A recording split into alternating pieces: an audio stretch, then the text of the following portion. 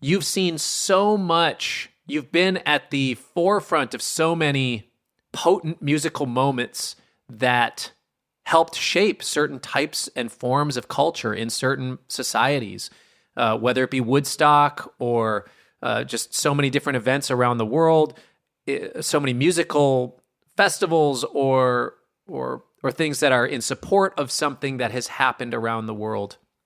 I'm curious how you feel that music can best be used with the pulse of today's culture and society. The music that I know changes the destiny of people. Bob Dylan single-handedly changed the Beatles, their destiny forever.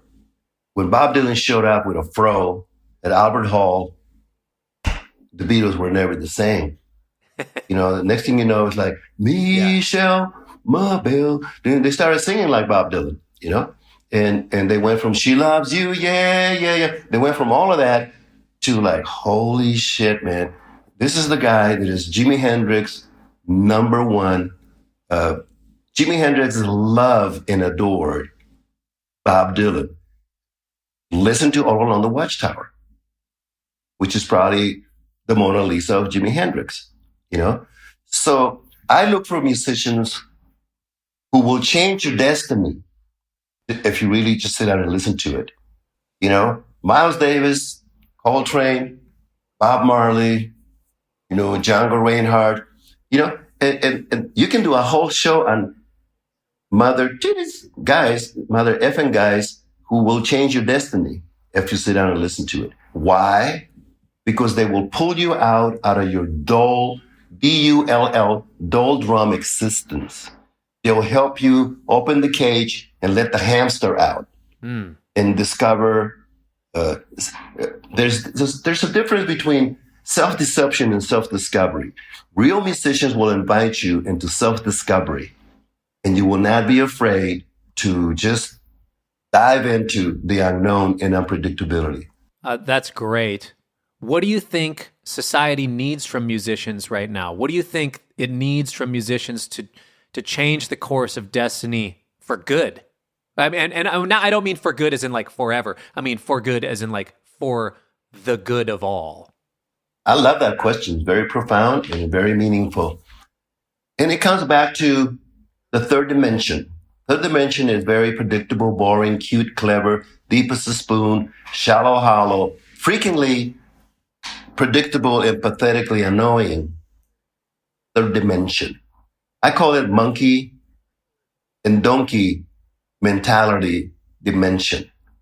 And then you have the fourth and the fifth dimension, which is like archangels, which is like Nikola Tesla, Stravinsky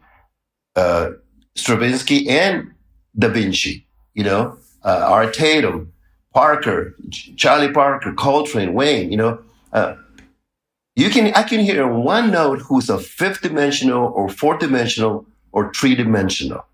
So if we teach people how to listen like that, we will change forever the third dimension, and people will what you just said is exactly the passport for the future, for the highest good of all, with impeccable integrity. That gets rid of patriotism and nations and governments and religion, all that stuff that is corrupt corporations. And you get into for the highest good of all, which is like you and I being higher than an astronaut's butt up there in space, looking at this planet and go, oh, I can see why Sandra and Coltrane and Miles, they play like that, like Bitches Brew, because they're up here, And to get there, ayahuasca, peyote, mescaline, LSD. And hopefully under supervision so you don't hurt yourself. But if you want, I can tell you who plays like that. I mean, Jimmy immediately played like that. The Beatles immediately played that like that. Bob Dylan, I can tell you who's taking it and who's never taken it. There's fifth dimension, fourth dimension, and third dimension.